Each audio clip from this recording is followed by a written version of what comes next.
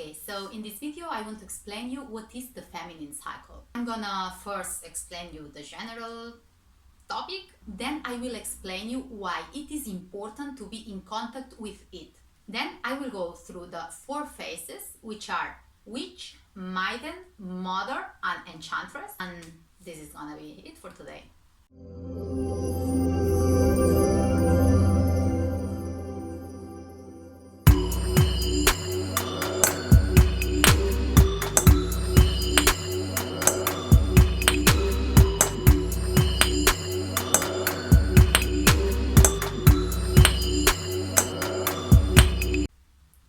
Hello guys! This is Claudia from Cause of the Muse, and in this channel you are gonna learn how to connect with your feminine cycle and reach your full potential in a way that aligns with your nature. Also about all things spiritual with a contemporary twist. So if you are interested, press the button here and subscribe because we are gonna have so much yummy content. Let's begin. So what is the feminine cycle? We women are cyclic. What does it mean? We go through a cycle and then through another cycle and through another cycle that lasts for 1 month. Every cycle lasts for 1 month, 28 days. The part of the cycle that we always see, the exterior part that manifests into the exterior world, is the menstruation. But this is only one part. There are 3 other parts. And what happens is that every month we are cycling continuously. And we are going from one phase to the other, to the other, to the other, like the moon. During these 4 phases, we become better and enhance one or other aptitudes depending on the phase in which we are. And we go through different energetical shifts that make us to be in contact with different parts of ourselves, but also to relate with the exterior world in different ways. So it's like through the month, we almost become different persons, which are in ourselves and which we manifest, or those persons manifest in us during the different phases.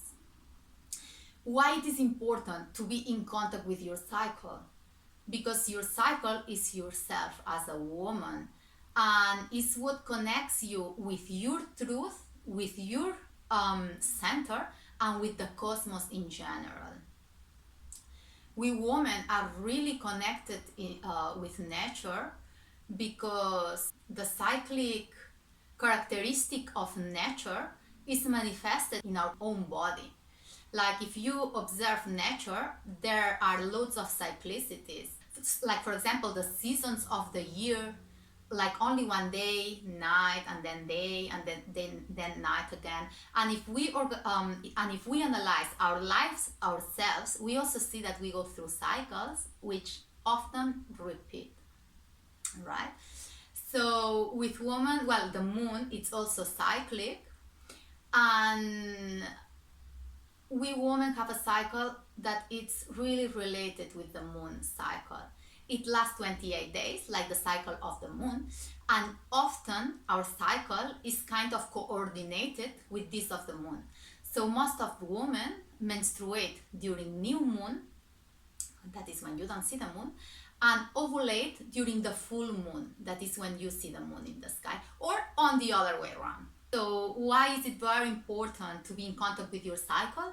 Because when you are in contact with your cycle, you are in contact with the universe and with the most powerful source of wisdom and creativity that you can ever connect. Then I will start explaining the 4 phases of the cycle. I will start with the witch, and I will finish with the witch as well. Why? Because the witch is the first part of the cycle, but it's also the last part of the cycle. And inside the witch, there are characteristics of born and die in both of them, right? So I'm going to start with the characteristics of the witch, which are born related, and then I will finish with the characteristics of the witch that are die related, okay? So we start the cycle with the witch. The first day that we get our period is the first day of the cycle, and we are in witch mode, okay? Usually we start with the death characteristics, but I will continue with the born characteristics. In the phase of the witch, you are in the invisible world. Okay, you are so in contact with your unconscious mind and with the unconscious collective in general as well. But it's also like if you are an embryo, like if you are inside of the belly of your mom. So there are lots of things that it's like planting a seed, all right? And the seed is there about to start growing. So it's a good phase in order to cultivate what you are gonna grow during the whole cycle that is coming. When you are in the witch phase, you are usually more intuitive. You usually have a lot of dreams because you are really in contact with your unconscious mind. You tend to see more synchronicities. You usually go a little bit slower. Think about the only fact of bleeding, of being bleeding, makes you already go a little bit slower. Your energy usually is not that high. And it's like a phase where things are dying and you are expulsing loads of things from your body, but also things start to take shape. Okay? Then the phase that comes after this is the phase of the maiden. The maiden phase, it would be like if you relate it with the age of a person, it would be from 0 to poverty. So from 0 to maybe 12, 13, that women start having their cycle. It also would be related with the spring. It's a phase in which you are to the exterior world. You are usually assertive, you are very energetic, you are very driven, and you are focused on yourself, but for your exterior goals. So you are yourself, but in the world. Like usually it's a phase in which you feel social, you really like to connect with people, you really feel this urge. You are also maybe a little bit more cheeky, a little bit more wanting to have fun, and wanting to be out there, just knowing the world, like the world is your oyster, and you are just there feeling like you are dancing in the world. Usually for me it's a really fun phase, and it's the one which with I have less complications. I really have so much fun when I am in the maiden phase. I also really like to do hard workouts because I am like more energetic also, and as you go through the maiden phase, like your estrogen levels are going up and you are feeling more energized and better as you go through this phase. So it's a really fun phase to go through. Then the phase that go after the maiden phase is the mother phase, and this phase is when you are ovulating. This phase is connected with the life phase when you can be a mother. So since you have your period, but maybe I would say like 20, 21, 22, 23 years until you start having your premenopause, which would be like 45, 46, depending on the woman, but it's all this phase in which you can be a mother. And the ovulation phase is related with the summer as well. Then in this phase, you are also focused to the exterior world, but usually not as much as for yourself and for your goals, but for the others. In this phase is when I usually feel more love than I've ever felt. And not only for other people, but for other creatures and for life in general. It's a phase that you usually can feel like so full of life, but also that life itself fills you up, It's a phase that it's breathing love and really feeling this unconditional love. However, if you are a woman who has kind of conflict with motherhood or with your mother itself, it can be a difficult phase. More characteristics of this phase, usually you have sex drive because obviously you are ovulating, so this is also like physically you really want to you feel like having sex. So you are kind of more horny. Usually guys are more attracted to you in this phase because they kind of smell it unconsciously.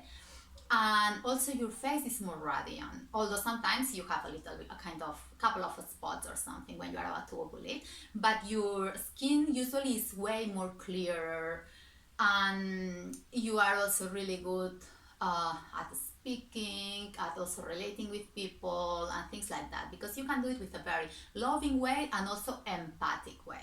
Okay, after the mother phase, it comes the enchantress phase. This can be a really fucking difficult phase. It can be the hell. It can be fucking terrible. But it can be also such a blessing. Okay, so it's kind of a blessing and a curse. It's a little bit both things. So what happens with enchantress phase? Enchantress phase is when you just ovulated, so the ovary is kind of exposed from your fallopian tubes. The enchantress phase is related with the period of life after you can be a mother, so it would be like maybe from 50, 55, even 60 until 70, something like this. And so it's when you stop having the menstruation, and it's also related with the fall. Then what happened with the enchantress phase is that you start going to your unconscious. So far, the two first phases, maiden and mother, you have been into the exterior world. Then in the enchantress phase, you start going inwards. You start going inside. You are kind of in between the physical and external world and the invisible world. So you start going into your unconscious mind, and as you go deep down to your unconscious mind, you might start seeing things that you don't like. You start being way more sensitive to everything that is happening into your interior. Then there might be things that are bothering you in general, but you don't fully become aware of it until you don't go inwards. The maiden was focused on you, but in your exterior goals, and the enchantress is focused on you, but in your interior goals, like into your interior, like jungle, So, so yeah, it can be very difficult because mostly nowadays we are used to go and just never stop and be always in the go. And everyone, but especially women who has this kind of extremely rich internal cycle and life and connection with the cosmos and all this, we really need to stop and look to ourselves, and also to connect with ourselves, but also to connect with the universe and with this wisdom and stuff. So we really need to do, and because nowadays we don't live, we live more in a linear way, in a masculine way, because we are in a patriarchal society. It's very difficult for women to really have this time and this space to connect with themselves and with the cosmos. And that's why women have such a terrible PMS, because it's not our natural way to function. Our natural way to function is to stop once a month and to connect, and then to create from there. This phase is an extremely creative one, because why? Think about it.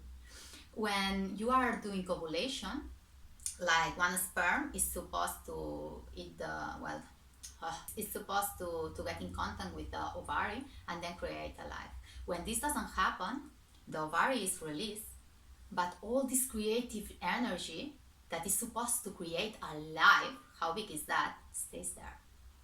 So this is also a phase which is extremely creative, like extremely creative. If you connect with yourself and with the cosmos, you can create whatever you want. So it's also a phase like to create like ideas, new concepts, to be creative, also like drawing or whatever. Like it doesn't have to be an artistic way, but it's extremely creative phase. And it's a really magic phase as well, for what I said before, that you are in between the invisible and the exterior world. So like you are here and there, and well, it's a really interesting phase. And when I say that it can be a blessing, is because you, in this phase, is when you discover everything that is going to your life that you don't like. You can discover it in this phase, and then you have the chance to let it go in the next phase, which is the witch, and which is the period, and you physically let go, but energetically, with the blood that is going out of your body, you can also let go of all these emotions or all this whatever is going inside you and that you just don't want it. Just let it go. That's why it's super important to be in contact with yourself, be conscious and mindless about what is going inside you, and if you don't like something, hey, no problem, bye bye, bye bye. Cool. So now, well, I'm gonna talk about the last phase, the witch, but more in the let go part. So I said that you can be like an embryo, like it's both phases because it's a cycle. So the witch is an end and it's a beginning as well. In the witch phase, as I said before, you are more in your interior world. This is the period of life that is either the embryo or the super old woman, 80s plus 80s to to to even death. And well, related to the seasons, it would be the phase of the winter, where also the animals go to hibernate, right? They close from the exterior world sometimes and they just stay like sleeping and just eating their reserves that they have and just kind of resting during the whole period of the hibernation. So the same should be for women. Like in this phase, like we are absolutely in our unconscious, and we are absolutely more in the invisible world. That's why women usually have way more dreams, experience more synchronicities, or are way more in control with this interior world. And it's super powerful, this phase, because everything that you didn't like through the enchantress phase, you can let it go here. So you literally expulse it from your body with your blood, but then you can energetically also expulse it, and then just go to this embryo and start your ideas and your life again. Actually, back in the days, it's super interesting because there was these events calling red tents. Most of women from a tribe used to have their period in new moon, because, well, I don't know if you know about that, but this is super interesting as well. When lots of women are living together, usually their periods sync. When I was younger, I was having like a local with where I would reunite with friends, and we were all friends, women, and all our periods, we were 7 girls, or all our periods synced, and we were menstruating the same time. So the same happened back in the days when people was living more in a communal way and more in a tribal way. All the women were menstruating at the same time, and because people was way more connected with nature and the cosmos, they were menstruated in the new moon.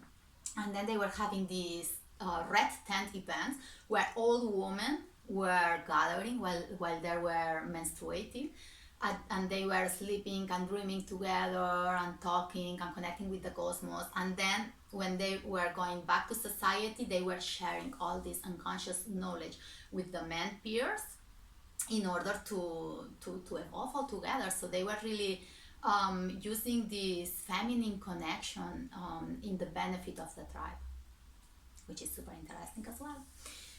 Okay, guys, so this is for today. That was quite intense. Next week I will explain about the enchantress phase, because this present month I've had a really terrible enchantress PMS phase, and I want to share it with all of you because I know that lots of women are experiencing this as well. So I want to help you all and telling you that you are not alone, and that it's actually, as I said before, it can be a blessing or a curse. So let's make it a blessing, yeah? And so I will talk about it. So guys, if you like this video and are interested in this topic, subscribe, press the button here, because there is gonna be loads more content like this that you're gonna love. And yes, just comment, share, and like the video. Until next time, my loves.